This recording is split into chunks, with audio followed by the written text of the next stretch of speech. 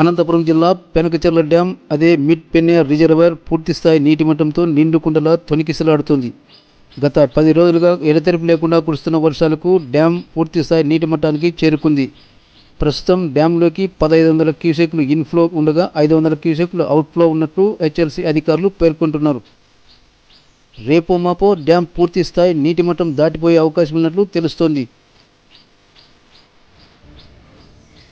Dam నీటి capacity 5 టీఎంసీల 20 క్యూసెక్కులు కాగా గురువారం సాయంత్రానికి 5 టీఎంసీల 11 క్యూసెక్కులకు చేరుకున్నట్లు హెచ్ఎల్సీ శాఖ అధికారులు తెలిపారు.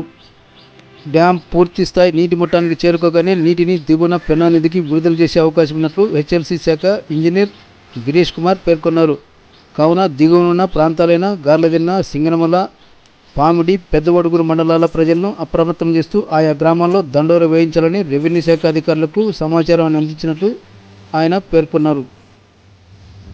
పెన్నా నదికి నీటిని విడుదల చేయగానే తీర ప్రాంత ప్రజలు సరదాగా చేపల వేటకు వెళ్లేవారికి, అలాగే సరదాగా నీటిని చూడాలని వెళ్లేవారికి, ఈత కొట్టడానికి వెళ్లేవారికి, నదీ తీర ప్రాంతంలో పంటలు సాగు చేసుకుంటున్న రైతులకు, పశువుల కాపర్లకు, గొర్రెల మేపడానికి వెళ్లేవారికి, మరీ ముఖ్యంగా సమీప కాలనీ వాసులకు హెచ్చరికలు జారీ చేసే విధంగా చర్యలు తీసుకోవాల్సి ఉంది.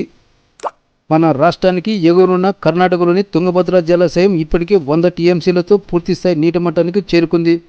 కావున హెచ్ఎల్సీకి వచ్చే నీటి ప్రవాహంలో ఎలాంటి తగ్గుముఖం పట్టే అవకాశం లేదు.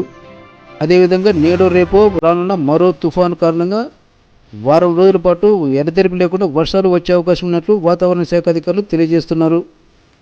ఎంపీఆర్ డ్యాం నుంచి వచ్చే నీటితో పెన్నా నది ఉధృతంగా ప్రవహించే అవకాశం ఉన్నట్లు తెలుస్తోంది.